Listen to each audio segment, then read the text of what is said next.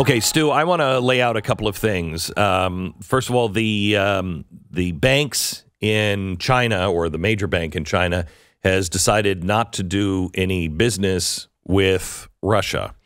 And that seems confusing to some. It makes it very crystal. It reinforces everything, I believe, quite honestly.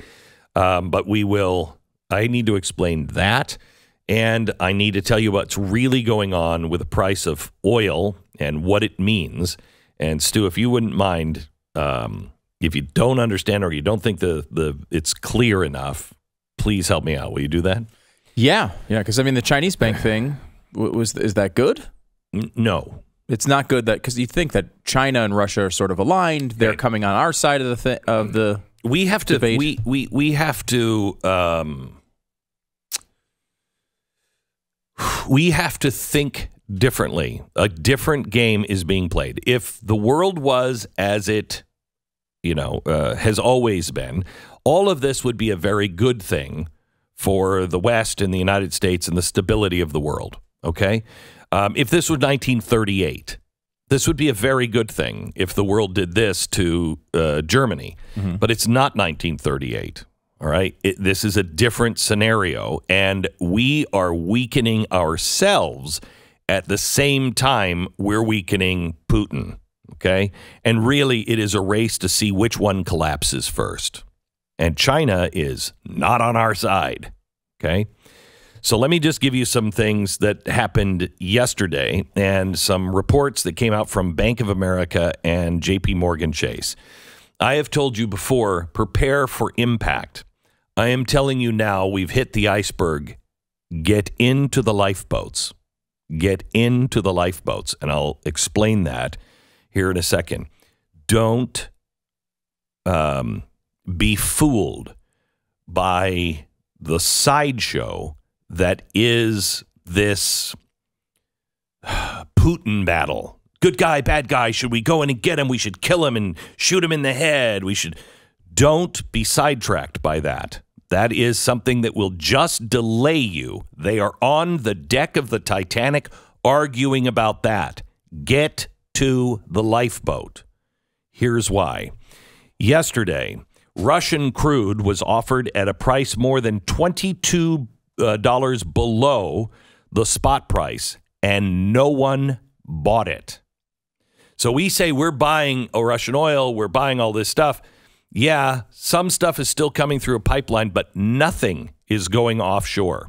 Russia is so desperate now to sell this oil, they said, we'll sell it below market price by $22.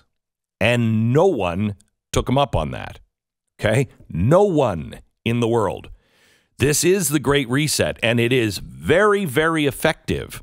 But I want you to understand what's happening behind the scene. So there is a bidless market now for Russian oil, and increasingly an offerless market for non-Russian oil. JP Morgan, their commodity strategist, made a research note earlier yesterday. She noted that while the U.S. and its allies have so far stopped short of imposing penalties directly on Russian and oil and gas, on Tuesday it became increasingly clear that Russian oil is being ostracized. The preliminary Russian crude oil loadings for March revealed a 1 million barrel drop in the loadings from the Black Sea ports. That is also a $1 million drop from the Baltics, and half a million barrel drop in the Far East. In addition, there is now an estimated 2.5 million barrel loss in oil products loading from the Black Sea, total loss of 4.5 million Russian crude, blah, blah, blah, blah, blah. Putting the number in context, prior to last week, Russia was exporting 6.5 million barrels of oil and oil products, with 2/3 clearing through the now frozen seaborne market. Out of that, Europe and the U.S. accounted for 4.3, with Asia rounding out the number. Echoing what was said yesterday, JP Morgan notes that as the Russian invasion entered its 7th day, Russian cargoes have become toxic for the majority of the Western trading houses, refineries, utilities, shippers, banks, ports, and insurers. as of this morning, almost 70% of Russian oil is struggling to find buyers. So far, if you're on the deck arguing this war, this seems good, right? This would be what you'd want, right? We're trying to isolate Russia financially. Yes. If we weren't actually kniving and shivving ourselves at the same time. The reasons include logistics. Large number of oil tanker owners can't get the insurance, et cetera, et cetera. Signs are growing now that things are going to get worse as Russia's invasion into Ukraine is entering now a deadly new phase. President Biden is facing pressure from lawmakers in both parties to completely cut off U.S. imports of Russian oil and gas. In Europe, the conflict has revealed an extreme tension between European energy security, listen to this, and the region's primary energy supplier, likely leading to a rethink of European energy strategy where a Russia-free requirement might be added to the carbon-free category. Understand that? Europe's not shivving themselves. They're saying, okay, we may have to get out of Russian oil, but if we're going to do that, turn those frickin' nukes back on. Forget about this carbon-free nonsense. We got to do what we need to do to survive. Got it? Which is, of course, what they should be doing and what we should be doing. We should be opening up every drilling hole in the ground. We should be pumping oil and gas everywhere. J.P. Morgan then repeats what Goldman said over the weekend. Goldman Sachs said disaster is coming, arguing that giving supply shock and bearing a breakthrough in peace negotiations an immediate demand destruction is the only way to rebalance the market in the short term. That is terrifying. An immediate demand destruction. What is that? No one wants oil. Why? One wants, because the economy has collapsed and there's no demand? COVID. Right. COVID did it. Yeah. And to balance the market in this direction, as it stands, to balance the market, we have to use less oil than we did in 2019. In the first scenario, J.P. Morgan admits that is so large, the immediate supply shock to the bank, the bank believes prices need to increase to $120 a barrel and stay there for months to incentivize demand destruction, assuming no immediate Iranian volumes. Okay? We're hoping Iran. We're hoping Iran will start selling its oil. The far scarier scenario from the bank, J.P. Morgan, is one where disruption to Russian volumes lasts throughout the year. In that case, they say Brent oil price could exit the year at $185 a barrel, possibly $200 a barrel. So you know, our entire global economy revolves around $100 a barrel oil, okay?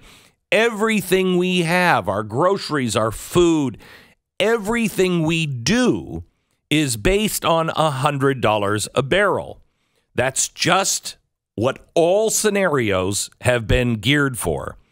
You don't change that overnight without extreme consequences. For instance, $140 a barrel was what it was at for the 2008 collapse. That was the last straw. You cannot hold this thing together at a sustained $140 a barrel. We're talking about $185 to $200 a barrel. And remember, the Fed said they need to stop the economy. They need to do everything they can to slow it down. In the 1970s, we had an oil disruption, and it was horrible. OPEC just stopped selling us oil, okay? Horrible. What we did in those times is almost exactly what we're doing now, except like the low-fat version, okay? We are now eating bacon fat only. And to cure that, they had to take 20% interest rates. So you borrowed something, it was 20% for your mortgage. That's how we got out of it. But remember, we had a president who was saying, cut taxes, cut regulation, just go out, build stuff, make stuff. Come on, entrepreneurs, let's go. Okay? That's what got us through that. Now we have a government saying more regulation, higher taxes, no power to the people, and shut them off with gas, shut them off at the banking sector if we disagree with them. This is a death sentence, Again, but our government is hoping that Iran will return to the table. There's another supply valve, and that is the Strategic Petroleum Reserve. We will have to empty our Strategic Petroleum Reserve to be able to make a dent into this, okay? And you don't want to empty the Strategic Oil Reserve when the world could be on the brink of war. Now, J.P. Morgan ends their thing yesterday saying, but you know what? It'll probably stay at $120 a barrel, because maybe this is going to end soon, and also maybe Iran. We're hoping on those two things. I would suggest that you might hope and pray for that, but you might prepare for something a little uglier, because we have people intent on destroying the Western world and the United States. And you have those people inside the house. The call is coming from inside the house. Let me explain it another way from another movie. It's a trap. Okay? Everything that everyone is arguing about, stop. Concentrate now on food. Concentrate on fuel. Concentrate on being able to be the best, most non-fireable person in your company. Get into the lifeboat. Now, that was J.P. Morgan Chase. When we come back, I'm going to tell you what Bank of America said. Bank of America wasn't that rosy. Okay, so Bank of America is saying that if most of Russia's oil exports are cut off, remember, 70% has now been cut off, there could be a 5 million barrel or larger shortfall, even if there is some offset from the release of strategic reserves and some increase in OPEC exports. That means oil prices could double from $100 a barrel to $200 a barrel. They say this is going to cause massive problems in the economy. We're already seeing them. Let me go to Bloomberg. Their index of raw materials. So this is what does it cost for all of the raw materials to make things. Banks, importers, and shippers are now fearing new shortages in energy, grains, and metals. Raw materials saw its largest weekly gain in damn near half a century. We haven't seen this since OPEC oil crisis 1974. The biggest week in commodities unfolds since 1984. The global crude benchmark surged to $120 a barrel. Aluminum has hit its high this week, and wheat has rallied its highest since 2008 as new shortage fears increase. We, quote, "We have never seen such a steep and sudden commodity price spike across so many assets. Until there is significant de-escalation, the record or elevated prices due to sanctions and disrupted supply chains will continue for many commodities." Okay, let me just say this. We're in a different world. You have to start thinking differently. This is, I don't even know, 1927, 1928, maybe September 1929. I don't know.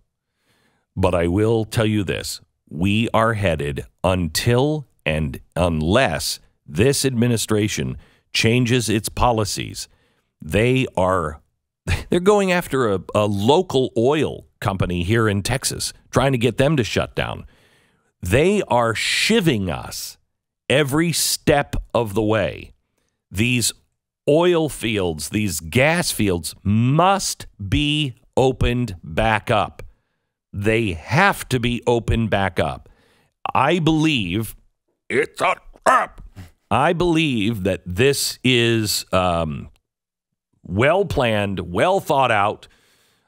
It'll keep people back at home. It'll impoverish people like nobody's business. It'll make people cry out for the government. You got to help us. We need more. Print more money. It is a recipe for disaster. Do not be in its path. Please start storing your food, any commodities. Start thinking like your grandparents right now. If you're my age, your grandparents that lived through the Great Depression, start thinking that way now, please.